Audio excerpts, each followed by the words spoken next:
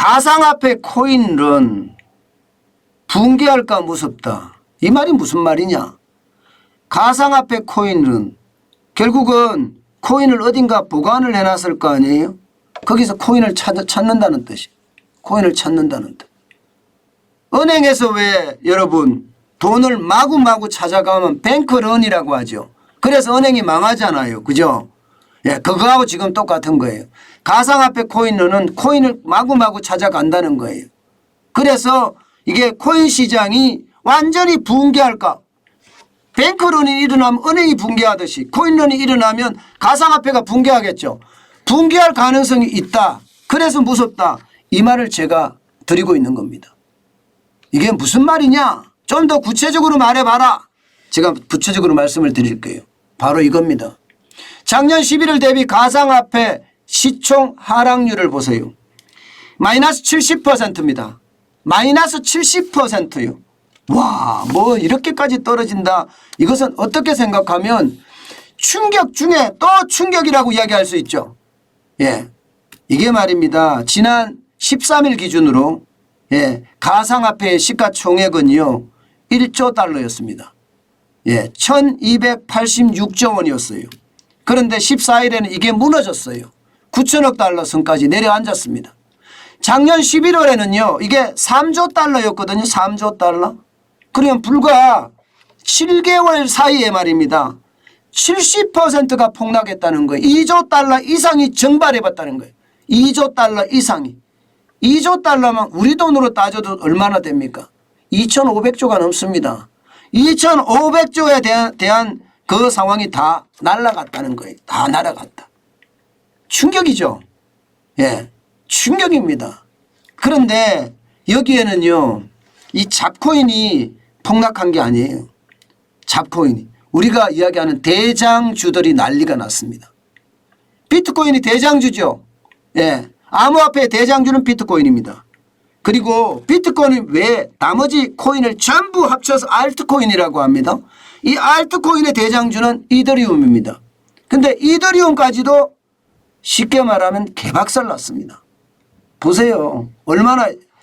이더리움은요 74%나 떨어졌어요. 지금 11월 고점에 5,690억 원이 1,480억 원으로 쪽박을 찬 겁니다. 완전히. 그죠? 완전히 쪽박을 찼습니다. 게다가 비트코인도 보세요. 1조 2,700억 원이 4,350억 달러로 그냥 완전히 이것도 쪽박을 찼습니다. 진짜 심각하죠. 66%나 빠졌으니까요. 어디 그뿐입니까? 바이낸스 코인. 바이낸스는 세계 최대 가상화폐 거래소인가요? 그 가상화폐 거래소가 발행하는 코인인데 이게 1,090억 달러에서 370억 달러로 66%가 쪼그라들었습니다. 여러분, 밑에 숫자를 보시면 여러분들도 지금 많이 놀라시잖아요. 전체 시장은 2조 9,726억 원에서 지금 9,013억 달러로 완전히 70%나 쪼그라들었으니까요. 70%, 66%, 74%, 66% 이렇게 쪼그라드니 이 가상화폐가 붕괴 안 할까 이런 생각 안 할까요? 저는 충분히 이거는 붕괴할 가능성도 있다고 생각을 합니다. 붕괴할 가능성도. 저는 그래서 두렵다는 거예요. 그래서요. 붕괴할 가능성이 충분히 있다는 겁니다. 그런데 여러분 이게 붕괴하면 우리 시장에 미치는 영향은 어마어마합니다. 어마어마합니다. 왜 붕괴할 가능성이 더 커졌느냐. 미국이 금리를 인상할 수밖에 없고 양적 긴축을 계속해서 추진할 수밖에 없습니다. 안 그래도 지금 빅스텝을 가느냐 자이언트 스텝을 가느냐 이렇게 이야기하고 있는 판에 이게 말입니다. 더 빠른 속도로 긴축을 가게 되면 지금 가상화폐 시장은 극단적인 상황을 맞을 수도 있다는 거예요. 극단적인 상황을. 저는 충분히 그럴 수 있다고 생각을 합니다. 충분히. 실제로 말입니다. 극단적인 상황이 실제로도 나오고 있습니다. 어떤 극단적인 상황이 나오고 있느냐. 제가 이거를 보여드릴게요. 여기입니다. 셀시우스죠. 셀시우스. 셀시우스는요. 미국 가상화폐 담보대출 서비스라는 곳입니다. 그런데 여기서 말입니다. 극단적인 상황이 발생을 했어요. 고객 자산을 인출하는데 중단하는 사태가 벌어졌습니다. 중단하는 사태가. 이게 코인런이거든요. 코인런. 세계 최대 가상화폐 거래소 바이낸스에서도요. 3시간가량 비트코인 인출을 중단했다가 재개하는 일까지 발생을 했습니다. 그러니 이게 뭐 지금 시장 자체가 난리도 아니라는 이야기가 되는 건가요? 진짜 난리도 아니라. 게다가 말입니다. 투자한 기업들 있죠. 투자한 기업들 중에 대표적인 기업이 기업용 소프트웨어 업체를 하고 있는 마이크로 스트래티지. 여기요. 진짜 39억 7천만 달러를 비트코인에 쏟아 부었는데 어떻게 됐을까요? 지금 박살났어요. 10억 달러 이상 손실을 지금 보고 있을 정도예요. 이게 비트코인을 법정화폐로 도입한 나라 있죠. 엘살바도르. 엘살바도르도 지금 손실이 천정부지입니다. 그만큼 말입니다.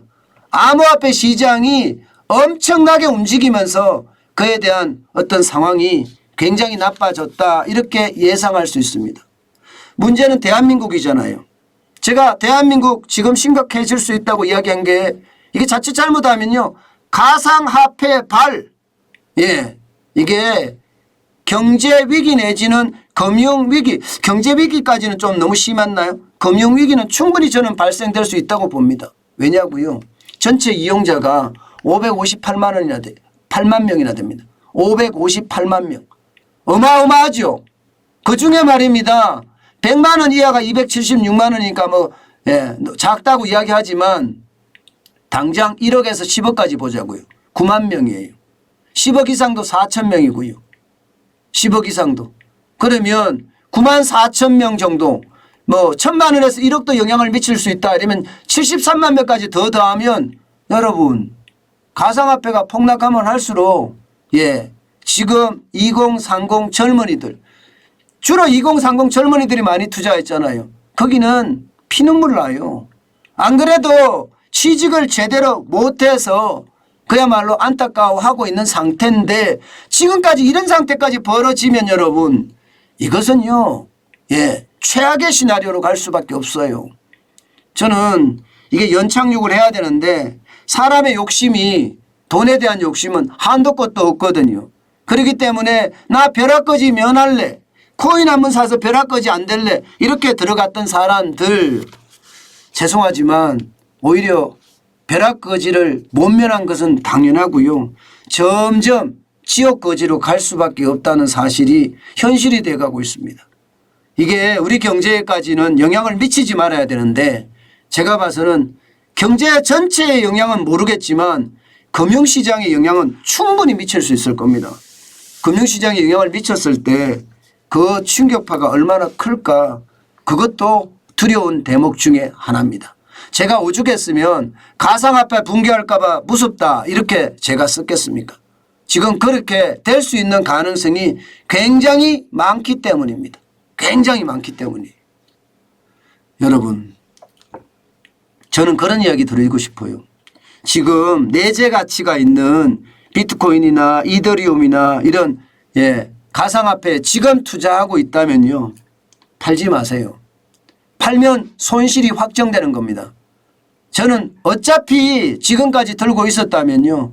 지금 이 순간에 팔아버리는 것은 저는 답이 아니라고 생각을 해요. 특히 말입니다. 비트코인을 들고 계시는 분들 지금 워낙 많이 떨어졌잖아요. 거의 70% 가까이 떨어졌으니까요. 이거를 떨어졌다고 지금 파는 것은 답이 아니다. 저는 내재 가치가 조금 있는 비트코인은 그래도 웬만하면 저는 들고 있는 게 어떨까 그런 생각은 해봅니다. 물론 결정은 여러분의 몫입니다. 저의 몫이 아닙니다. 투자는요 전적으로 본인한테 있는 거지 누구 남에게 있는 것은 아닙니다. 제가 지금 손실을 확정하지 마라. 비트코인을 팔지 마라. 이렇게 이야기한들 이게 여러분의 결정에 달려 있다는 겁니다. 이더리움도 마찬가지라는 거예요. 여러분의 결정에 달려 있습니다.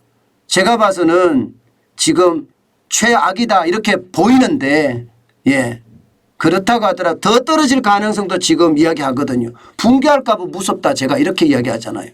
그렇기 때문에 조심하시고 또 조심하시고. 그리고 여러분들이 팔까 말까는 여러분이 결정하세요. 어떤 거든지요.